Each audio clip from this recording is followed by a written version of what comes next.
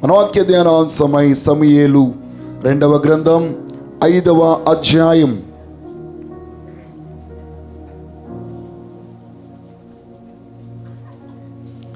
20వ వచనాన్ని చదువుకుందాం.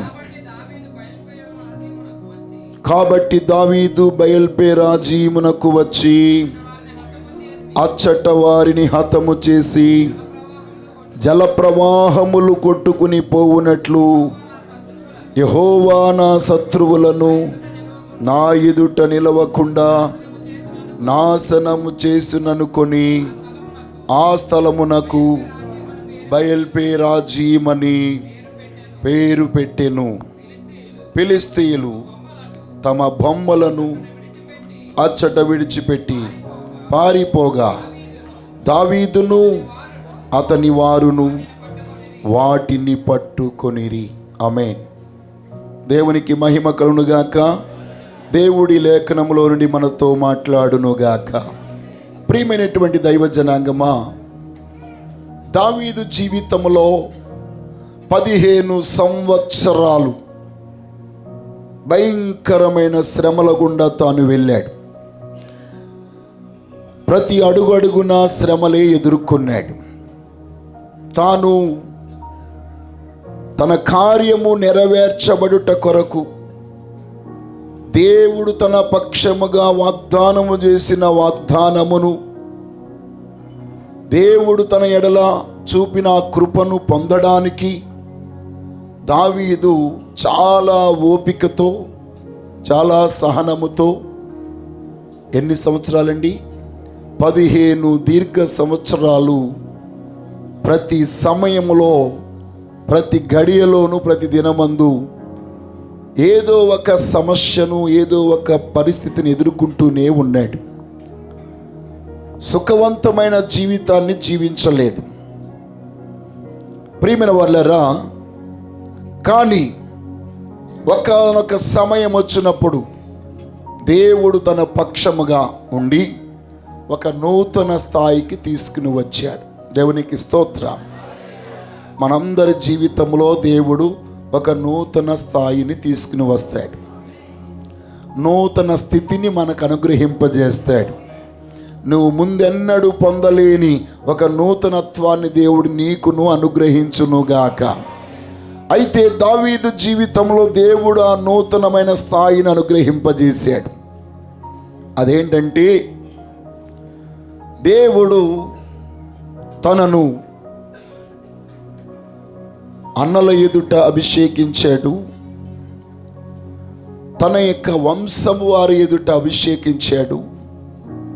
ఇప్పుడు 12 గోత్రాలు వారి ఎదుట అభిషేకించాడు. 3 స్థాయిలలో తాను అభిషేకాన్ని పొందాడు. ప్రియమైన వారులారా, ఇక్కడ ఒక విషయాన్ని మీరు అర్థం చేసుకోవాలి. నేను ఈ వాక్యాన్ని ధ్యానిస్తున్నప్పుడు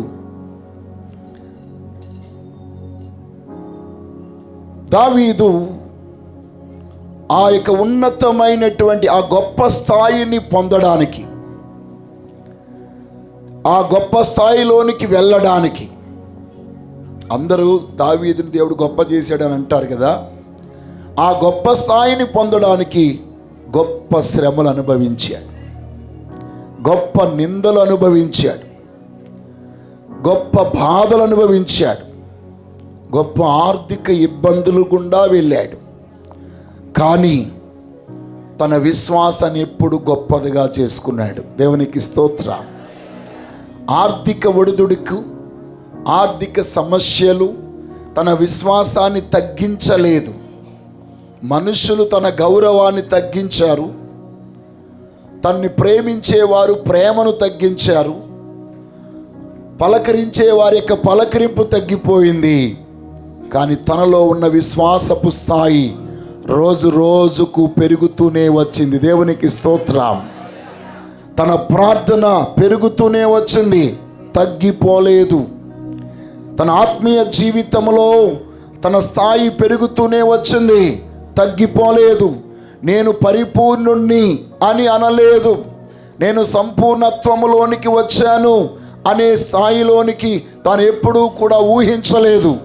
దేవుని యొక్క ఉన్నతమైన గొప్ప ఆ ఆశీర్వాదాన్ని, దేవుడు తన పక్షముగా ప్రకటించిన ఆ దైవ చిత్తమును పొందుకొనడం కొరకై తన అనుదినము కూడా గొప్ప విశ్వాసమును కలిగిన వాడై ఉన్నాడు. ద సేమ్ టైం అంతే గొప్ప విధేయత కలిగిన వాడై ఉన్నాడు. దేవుడు వదిలేయి అని అంటే వదిలేశాడు, పట్టుకో అంటే పట్టుకున్నాడు. ఎలాంటి శ్రమల మధ్య నిలబడమన్నా అక్కడ నిలబడ్డాడు. ఎటువైపు నుండి శత్రువులు వచ్చినా ఒక్కడే నిలబడమంటే ఒక్కడే నిలబడ్డాడు.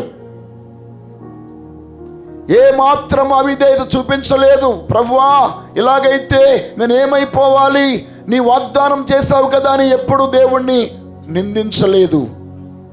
దేవుని యొక్క చిత్తానికి సంపూర్ణముగా విధేయుడయ్యాడు. దేవునికి స్తోత్రం, హల్లెలూయా.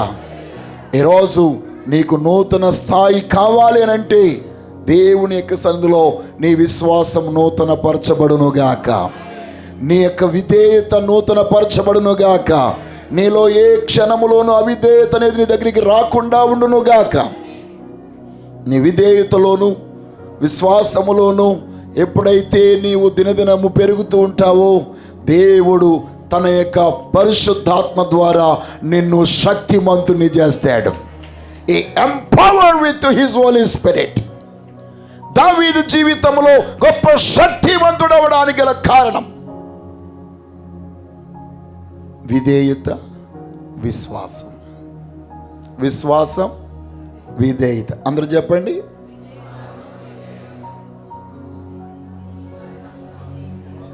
అందరూ చెప్పాలి. నిద్ర వస్తున్న వాళ్ళందరూ చెప్పాలి. అమ్మ నిద్రపోవద్దు, నిద్రపోవద్దు. చెప్పండి, నాతో పాటు చెప్పండి. విధేయత, విశ్వాసం. ఈ రెండు మనకి పరిశుద్ధాత్మను అనుగ్రహింపజేస్తాయి. ఆమేన్, హల్లెలూయా, హల్లెలూయా. ప్రియమైన వాళ్ళారా, ఎప్పుడైతే నీవు నూతన అభిషేకాన్ని పొందుతావో అప్పుడు చెప్పాలంటే నీవు ఎప్పుడైతే నూతన స్థాయికి వెళ్తావో నూతన సాతాను కూడా తయారవుతాడు. Listen to me. నూతన స్థాయికి నువ్వు వెళ్ళినప్పుడు నూతన సాతాను కూడా తయారవుతాడు. నీ యొక్క ఆశీర్వాదానికి తగ్గట్టు నీకు సమస్య పెరుగుతుంది. నీ యొక్క దీవెనకు తగ్గట్టు నీకు దుష్టుడు కూడా బయలుదేరుతాడు. ఈ యొక్క సమయంలో అప్పటి వరకు నీకు మిత్రులుగా ఉన్నవారు సహితం అప్పుడే శత్రువులుగా మారిపోతారు. కారణం ఏంటి తెలుసా? సాతాను వాళ్ళలో దూరతాడు. దేవునికి స్తోత్రం. ఈరోజు మీతో చెప్తున్నాను, ఈ 15 సంవత్సరాలు దావీదు ఎన్నో శ్రమలు అనుభవించాడు. కానీ ఆ కాలంలో కొంతకాలం ఫిలిస్తీన్లతో సహవాసం చేశాడు దావీదు. ఫిలిస్తీన్లందరూ దావీదుకు మిత్రులుగా ఉన్నారు. ఫిలిస్తీ రాజులు కూడా దావీదుకి స్నేహితులయ్యారు. వాళ్ళతోనే సంచరించాడు. He travelled many years with them. కాబట్టి ఎవరు తనకేమి చేయలేదు, హాని చేయలేదు. చంపాలనే ఉద్దేశం ఇప్పుడు వాళ్ళకి రాలేదు. మా గొలియాతుని చంపేశాడు కదా, ఈయన్ని చంపేయాలి అని కూడా అనుకోలేదు. ఎందుకంటే దావీదు యొక్క బిహేవియర్ అలాగే ఉంది. కానీ ఎప్పుడైతే దావీదు రాజు అయ్యాడు, చూడండి ఆ మాట 17వ వచనంలో, జనులు ఇశ్రాయేలు మీద రాజుగా దావీదునకు పట్టాభిషేకము చేసిరని ఫిలిస్తీయులకు వినబడినప్పుడు దావీదును పట్టుకొనుటకై ఫిలిస్తీయులందరూ వచ్చిరి. దావీదు ఆ వార్త విని ప్రాకార స్థలమునకు వెళ్ళిపోయెను. దేవునికి స్తోత్రము కలుగునుగా. హల్లెలూయా. ప్రియమైన వాళ్ళారు గమనించండి, దావీదు రాజుగా పట్టాభిషేకము చేసినని ఫిలిస్తీయులు వినినప్పుడు దావీదును పట్టుకొనుటకై ఫిలిస్తీయులు అతని యొద్దకు వచ్చిరి. గమనించండి, అప్పటి వరకు వారి మధ్యనే సంచరించాడు కదా, వారి మధ్యనే స్నేహితుడిగా ఉన్నాడు కదా.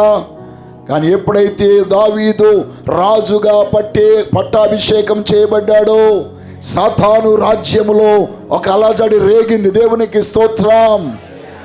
ఒక భయంకరమైన ఆ రాజ్యంలో అలజడి రేగంతో ఫిలిష్తీయుల అందరి హృదయాలలో వాడు ప్రవేశించి వారందరినీ దావీదు మీదకు వ్యతిరేకంగా ప్రేరేపింపజేశాడు. వారి మధ్యనే సంచరించిన ఈ దావీదును ఇప్పుడు పట్టుకుని నాశనం చేయడానికి బయలుదేరా. ఈ నూతన సంవత్సరంలో దేవుడు నీ పక్షంగా ఒక నూతన కార్యం చేయబోతున్నాడు. దుష్టుడు పేట్రేగుట్ట నీవు చూస్తున్నావంటే దేవుడు ఏదో నీ పక్షంగా కార్యం చేస్తున్నాడన్నమాట. దైవ కార్యమునికి ముందుగా ఇది చూచిన దేవుని అభిషేకం ఏది ఏమైనా ఏ రోజు నేను మరింత ఎక్కువ స్థాయిలో అభిషేకించబడుదునుగాక. ఎవరి మాట, ఎవరి చర్య, ఎవరి ప్రవర్తన మన హృదయాన్ని, మన ఆత్మను తాకకుండా ఉండునుగాక. Let God's anointing will be flow powerful in our life. ఈ రోజు మొదలుకొని దేవుని అభిషేకం అంతకంతకు అభివృద్ధి మనలో పొందునుగాక. దేవుడు నిన్ను దీవించాలనుకున్నప్పుడు సాతాను నిన్ను నాశనం చేయడానికి ప్రక్కనే ఉంటాడన్నమాట. దుష్టుడు ప్రక్కనే ఉంటాడు. ఏంటి పాస్టర్ గారు అక్కడ దుష్టుడని ఏమీ లేదు కదా? మరి అప్పటి వరకు వీళ్ళందరూ ఫ్రెండ్సే కదా. మరి ఇప్పుడేంటి స్నేహితులు అందరూ కూడా శత్రువులు అయిపోయారు? వై? కారణం ఏంటి? దుష్టుడికి చోటు. ఎవరైతే దైవ చిత్తానికి వ్యతిరేకంగా ఉంటారో వారిలో శత్రువు సులువుగా ప్రవేశిస్తాడు. ప్రియమైన వారలారా, ఆహాబు అలాగే యెహోషువపాతు ఇరువురు దేవుడు నియమించిన రాజులే. ఇశ్రాయేలు రాజు, యూదా రాజు. కానీ ఆహాబు దైవ చిత్తానికి వ్యతిరేకంగా నడుచుకున్న వ్యక్తి. అందుకొరకే ప్రతి ఆత్మ దేవుని ఆత్మని నమ్మేవాడు. అందుకొరకే ఎక్కువ ప్రవక్తలుంటే ఎక్కువ పవర్ఫుల్గా ఉంటాడని 400 మంది ప్రవక్తలను పోషిస్తున్నాడు. దేవునికి స్తోత్రం, హల్లెలూయా. కానీ యెహోషాపాతు ఆ ప్రాంతానికి వచ్చినప్పుడు ఎంతమంది ప్రవక్తని దగ్గర ఉన్నారని అడగలే. యెహోవా ప్రవక్త మీ మధ్య ఉన్నాడా అని అడిగాడు. దేవునికి స్తోత్రం, హల్లెలూయా. ఏ రోజు ఎంతమంది ప్రవక్తలు ఉన్నా మనకు అనవసరం. దేవుని ప్రవక్త మనకి కావాలి, దైవజనుడు మనకి కావాలి. ప్రియమైన వాళ్ళారా, కారణం ఏంటి? 2 రాజుల్లో ఒకడు దైవ చిత్త ప్రకారంగా నడుచుకున్నవాడు, మరొకడు దైవ చిత్తానికి వ్యతిరేకంగా నడుచుకున్నవాడు. అందుకొరకే సాతాను ఆహాబును సులువుగా మోసం చేశాడు.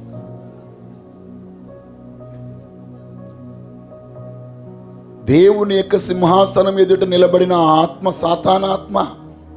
నేను అబద్ధమాడే ఆత్మగా ఉంటాను. దేవుని ఆత్మ అబద్ధమాడదు కదా, దురాత్మ కదా అబద్ధమాడుతుంది. కాబట్టి నేను వెళ్ళి ఆహాబును జయిస్తాను. ఒక్క మాటతో జయిస్తానని చెప్పిందండి. ఈరోజు నీ జీవితంలో ఇలాంటి పరిస్థితులను ఎదుర్కొంటున్నప్పుడు ఏ మాట అయినా నిన్ను ఓడిపోయేటట్లుగా చేస్తుంటే నువ్వు గుర్తించో, ఇది దేవుని యొక్క ఆత్మ కాదు, ఇది దుష్టాత్మ నుంచి వచ్చింది. దేవునికి స్తోత్రం కలుగునుగాక, హల్లెలూయా. కాబట్టి ప్రియమైన బిడ్డలారా, మన జీవితంలో ఎల్లప్పుడూ కూడా మనము ఎన్ని పరిస్థితులు ఎదుర్కొన్నా హయ్యర్ లెవెల్లోనికి, ఉన్నత స్థాయిలోనికి మనం వెళ్ళినట్లు దేవుడు మనను తన ఉన్నతమైన కృప అనుగ్రహించునుగాక. ఆమేన్. ఎందుకు మనము ఉన్నత స్థాయిలోనికి వెళ్ళడానికి కనిపెట్టాలి? మనం ఎందుకు దాన్ని పొందుకోవాలి? ప్రియమైన వాళ్ళారా, అదే దైవ చిత్తం, అది దేవుని యొక్క నియమం. నీవు అభివృద్ధి చెంది పరిపూర్ణతలోనికి రావాలనేది దైవ చిత్తముగా ఉంది. దేవునికి స్తోత్రం.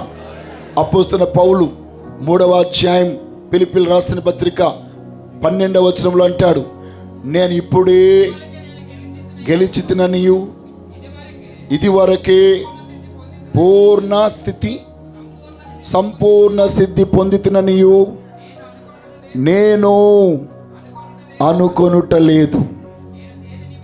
దేని నిమిత్తము క్రీస్తేసు చేత పట్టబడుతునో దానిని పట్టుకొనవలనని పరిగెత్తుచున్నాను. దేవునికి స్తోత్రం. ఈరోజు ప్రియమైన బిడ్డలారా, మనం ఇంకనూ సంపూర్ణులము కాలేదు, పరిపూర్ణులము కాలేదు. ఈ భూమి మీద ఏ మానవుడు ప్రభువు వస్తేనే తప్ప పరిపూర్ణుడు కాలేడు.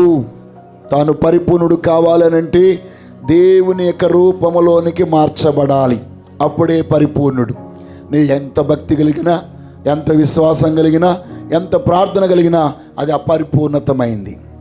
కాబట్టి ఏమంటాడు కదా, అందుకొరకే యేసు ప్రభు వారు కూడా యోహాను సువార్త 17వ అధ్యాయం 4వ వచనంలో ఒక మాట చెప్పారు.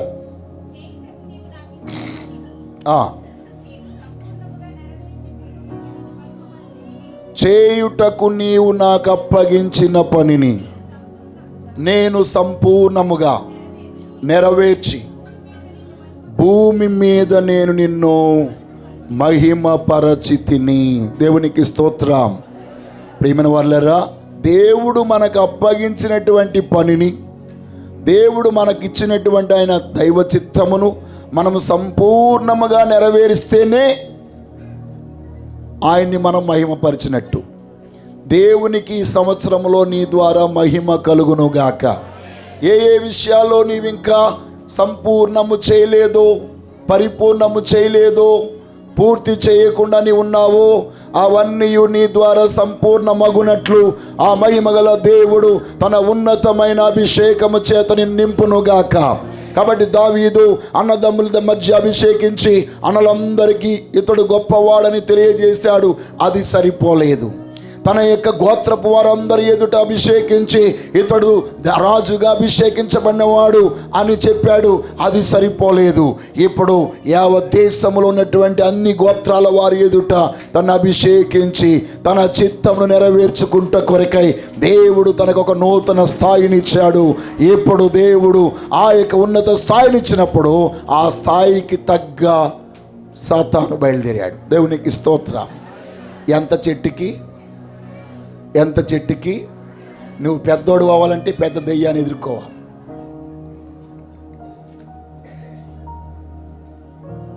నేను సహనము గలవాణ్ణి అని చెప్పాలంటే సమస్యలు ఎదుర్కోవాలి. నీ సహనం బయటకు వస్తుంది, సాతాను బయటకు రాకూడదు. నా మాట అర్థమవుతుందా? ఈ సంవత్సరంలో మీలో నుండి దేవుని యొక్క ఆత్మవరమైన సహనం బయటకు వచ్చునుగాక. సాతాను బయటికి పోవునుగాక. హల్లెలూయా, హల్లెలూయా. ఒక్క క్షణంలో దుష్టుడు చాలా సంతోషకరమైన వాతావరణం అంతటిని దుఃఖకరంగా మార్చేస్తాడండి.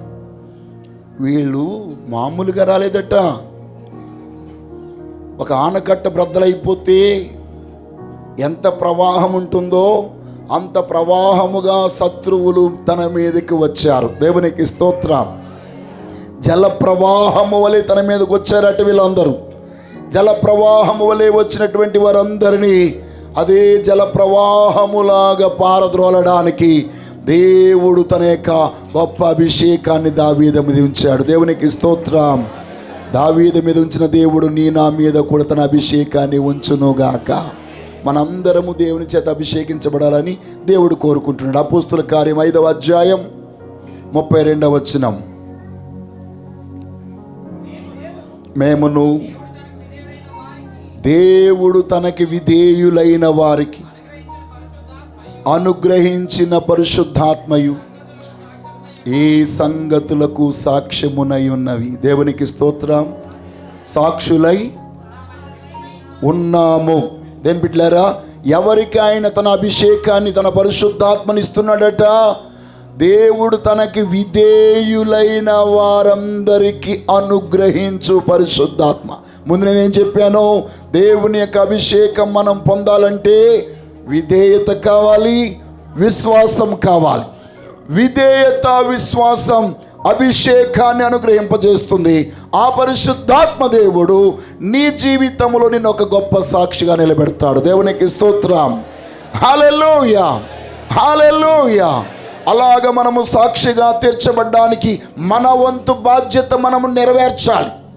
నీ వంతు బాధ్యత నీవు నెరవేర్చకపోతే నీవు ఆ స్థాయిలోనికి రాలేవు. కాబట్టి ఈరోజు నీ జీవితంలో ఆ మహిమగల దేవుని యొక్క ఉన్నతమైన ఆశీర్వాదాన్ని పొందుట కొరకు ఆయన నిన్ను ఏ స్థాయిలో నిలబెట్టాలనుకుంటున్నాడో ఆ స్థాయిలోనికి నిన్ను తీసుకెళ్ళడానికి ఇలాగ ఎత్తుకుని తీసుకెళ్ళి అలాగ కూర్చోబెట్టాడు.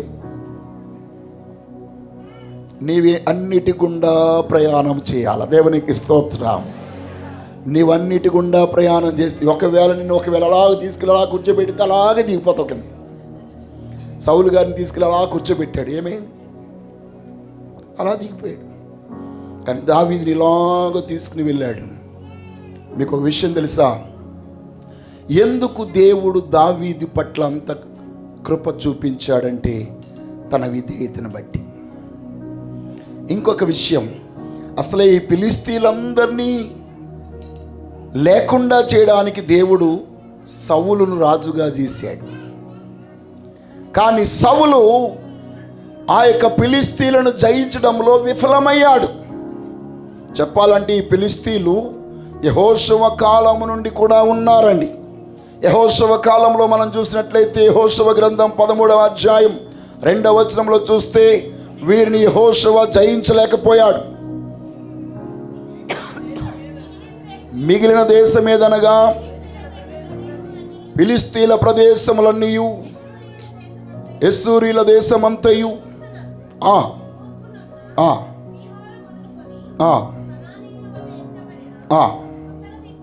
ఉత్తర దిక్కునున్న ఎక్రోనీల సరిహద్దు వరకు ఇవన్నీ కూడా ఫిలిష్తీయుల గురించి. ఫిలిష్తీయుల యొక్క 5 సర్దారులను రాజీల యొక్కయు అష్టోదిల యొక్కయు గాజీల యొక్కయు అష్టోదిల యొక్కయు అస్కెలోనిల యొక్కయు గాధీల యొక్కయు ఎక్రోనుల యొక్కయు దేశమును దేశమంతటిని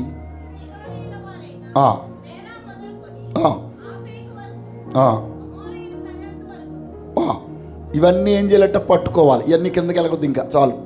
ఇక్కడ మనం చూస్తున్నట్లయితే యెహోషువతో దేవుడు చెప్తున్న మాట, ఇంకా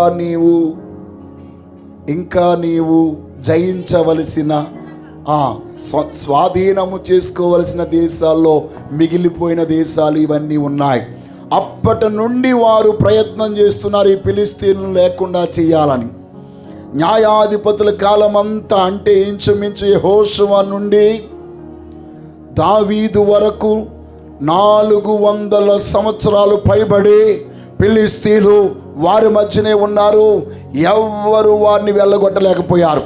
న్యాయాధిపతుల కాలంలో కూడా మనం చూస్తాం వారి యొక్క ప్రభావం. సంసోను కాలంలో ఫిలిష్తీయులు వారు ఎంత భయంకరంగా ఇశ్రాయేలు మీద దాడి చేశారు, హింసించారు, బానిసలుగా చేశారనే విషయం. అలా తర్వాత మనం చూస్తే సమూయేలు కాలంలో కూడా అది జరిగింది. అంటే ఏలీ కాలంలో జరిగినటువంటి విషయం. సమూయేలు అప్పటికి చిన్నవాడు. ఏలీ కాలంలో కూడా ఫిలిష్తీయులు గొప్ప డామినేట్ చేశారు. ఇశ్రాయేలు అందరినీ చెరపట్టుకుని వెళ్ళిపోయారు. మందసాన్ని చెరపట్టుకుని వెళ్ళిపోయారు. ఆ తదుపరి కాలంలో మనకు తెలుసు, సౌలును దేవుడు రాజుగా నియమించిన తర్వాత వారు ఒక సూర్యుని దించారు, గొలియాతును. సౌలు ఆ గొలియాతుని ఎదుర్కోవాలి. ఎందుకంటే ఫిలిష్తీయులందరిలో ఎత్తరవాడు గొలియాత్ అయితే ఇశ్రాయేలు అందరిలో ఎత్తరవాడు ఎవరు? సౌలు. దేవునికి స్తోత్రం.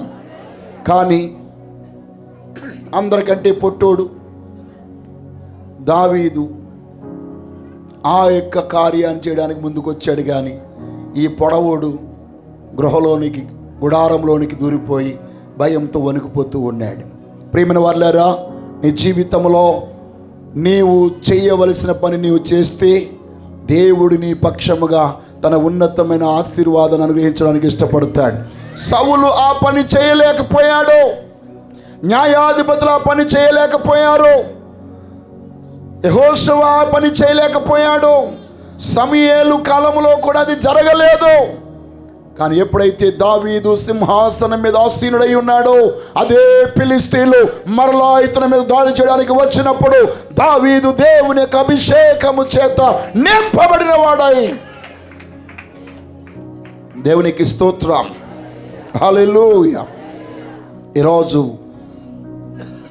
మనందరము కూడా యబ్బేజు ప్రార్థన చేయాలి. ఏ ప్రార్థన అండి?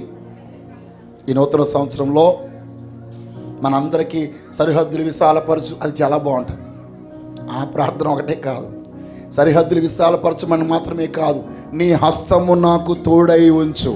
దేవునికి స్తోత్రం. అన్నాడా లేదా? అన్నాడా లేదండి? అన్నాడా లేదా? 4:10 ఆశీర్వదించి విశాలపరిచి, చూడండి, నీ చెయ్యి నాకు తోడుగా ఉండ దయచేసి. చాలండి. ఏంటి చెయ్యి తోడుగా ఉండ దయచేయమంటే, నాయనా నీ అభిషేకం, నీ ఆత్మశక్తి, దేవుని హస్తము అనగా చెయ్యి అనగా దేవుని అభిషేకం. దేవునికి స్తోత్రం. యెషయా ప్రవచన గ్రంథంలో మాట చూస్తున్నారు 63వ అధ్యాయంలో, ఓ మోషే బాహుకుండా తన పరిశుద్ధాత్మను పోనిచ్చిన వాడు ఏడే? ఆయన హస్తము మన చేతి మీద పెట్టి, అంటే ఉదాహరణకి చెప్పాలంటే విల్లు ఎక్కుపెట్టుట నేర్పించాలంటే నేర్పించేటువంటి ఆ యొక్క ట్రైనర్, తర్పీదిచ్చేటువంటి ఆయన ట్రైనర్ ఏం చేస్తారండి? ఏం చేస్తారు? తాను ఎలాగ బాణం పట్టుకోలో తన చేయి మీద చేయి వేసి ఏం చేస్తాడు? ఇలాగా తన వెనకాల నిలబడి చేతి మీద చేయి వేసి లాగుతాడు. అవునా కదా? అవునా కదండి? బండి నేర్పించిన వాళ్ళు ఏం చేస్తారండి? మీకు హ్యాండిల్ పట్టుకుని గాలి వదిలేస్తారా? అలా వదిలేసినోడు సరిగ్గా నేర్పించినోడు కాదు, నిన్ను పాడు చేసేవాడు, నీకు దెబ్బలు తగిలించేవాడు. కానీ నేర్పించే వాళ్ళు ఏం చేస్తారో తెలుసా? చేతి మీద చేసి ఇలాగ ఎంతవరకు ఎక్సలేటర్ ఇవ్వాలో అంతవరకు ఇవ్వాలని. ఎందుకంటే మన వాళ్ళకి ఎగ్జైట్గా ఉంటుంది, ఒకసారి భూమి అంతే, భూమి మీద వెళ్ళరాళ్ళు. దేవునికి స్తోత్రం. హల్లెలూయా, హల్లెలూయా, హల్లెలూయా, హల్లెలూయా. ఓ ఈ రోజు దేవుని అభిషేకం చేత మనం నింపబడదుముగాక, దేవుని ఆత్మ చేత నింపబడదుముగాక. కాబట్టి ఏం చెప్తున్నాను నేను? దేవుని హస్తం మన మీదకు దిగి వచ్చునుగాక. యబ్బేజులాగా మనం ప్రార్థన చేస్తే శ్రమ వచ్చినప్పుడు, కష్టం వచ్చినప్పుడు, దుఃఖం వచ్చినప్పుడు, అవమానం వచ్చినప్పుడు, అందరూ నిన్ను ఒకరిగా వదిలి నిన్ను ఒంటరిని చేస్తున్నప్పుడు నీవు కృంగిపోకుండా, బలహీనమైపోకుండా, పడిపోకుండా ఉండగలగాలంటే అందరికంటే నిన్ను హెచ్చుగా లేపుతానని వాగ్దానము చేసిన ఆ గొప్ప దేవుని యొక్క హస్తము నీకు తోడై ఉండాలి. అనగా ఆయన అభిషేకం నీకు తోడై ఉండాలి. ఈ నూతన సంవత్సరంలో దేవుడు తన ఉన్నతమైన బాహువును నీకు తోడుగా ఉంచి నీ మీదకు దాడి చేస్తున్న నూతన సాతాన్ని ఏం చేయాలా? ఆ క్రొత్త సాతాన్ని, నూతన సాతాన్ అనకండి, ఏ సాతాన్ అనలే, క్రొత్త సాతాన్. ఏ సాతాన్ అది? ఆ క్రొత్త సాతాన్. ఎప్పుడు కనిపించలేదు ఈ సాతాన్, ఇప్పుడు కనబడింది. ఇది ఒక క్రొత్త సాతాన్. మన ఇంట్లో బయలుదేరిన సాతాన్ ఇది, మన స్నేహితుల మధ్య బయలుదేరిన సాతాన్ ఇది, మన బంధువుల మధ్య బయలుదేరిన సాతాన్ ఇది. అప్పుడప్పుడు భార్యలో కనబడుతుంది, అప్పుడప్పుడు భర్తలో కనబడుతుంది, అప్పుడప్పుడు బిడ్డల్లో కనబడుతుంది, అప్పుడప్పుడు కోడల్లో, అప్పుడప్పుడు అల్లుల్లో, అప్పుడప్పుడు కొడుకులో, అప్పుడప్పుడు కూతురులో. ఆ కనబడి మనవల్లో కనబడి ఆ సాతాను యేసు నామములో ఈరోజు ఆ క్రొత్త ఆ సాతాన్ని గద్దించాలంటే మనము క్రొత్త ఆత్మ చేత నింపబడాలా. చప్పట్లు కొట్టి దేవుని మహిమపరచండి. ఆమేన్.